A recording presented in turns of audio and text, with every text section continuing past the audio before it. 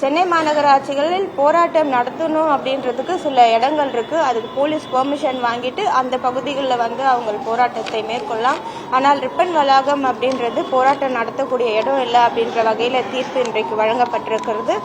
அது அடிப்படையில் இங்க இருக்கக்கூடிய தூய்மை பணியாளர்கள் இங்கிருந்து அவர்கள் கடந்து செல்லுமாறு கேட்டுக்கொள்கிறோம். அதன் தொடர்ச்சியாக நம்முடைய நீதிமன்றத்தில் வரக்கூடிய 31ஆம் தேதி வரை மாநகராட்சிக்குட்பட்ட இதற்கு முன்னாடி இருந்த தூய்மை பணியாளர்கள் வரக்கூடிய நாட்களில் தனியார் நிறுவனமுடன் இணைந்து 31ஆம் தேதி வரை கால அவகாசம் விடுத்திருக்கிறார்கள். 31ஆம் தேதிக்குள் அவர்கள் மீண்டும் பணியில் திரும்புமாறு கேட்டுக்கொள்கிறோம்.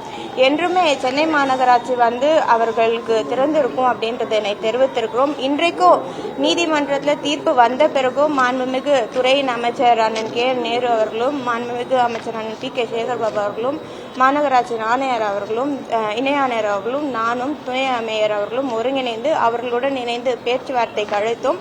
முதல் கட்டமாக அவர் பேச்சுவார்த்தையை தெரிவித்து நாங்கள் போயிட்டு கலந்து ஆலோசித்து வரோம் அப்படின்றத தெரிவித்திருந்தாலும் தொடர்ந்து 3-4 மணி நேரமாக துறை அமைச்சரும் மாவட்ட அமைச்சர் அண்ணன் பி.கே. சேகர்பாபு அவர்களோடும் இங்கே இருந்து வெயிட் பண்ணியிருந்தாங்க. இது வரைக்கும் அவங்களோட கருத்துக்களை தெரிவிக்கல.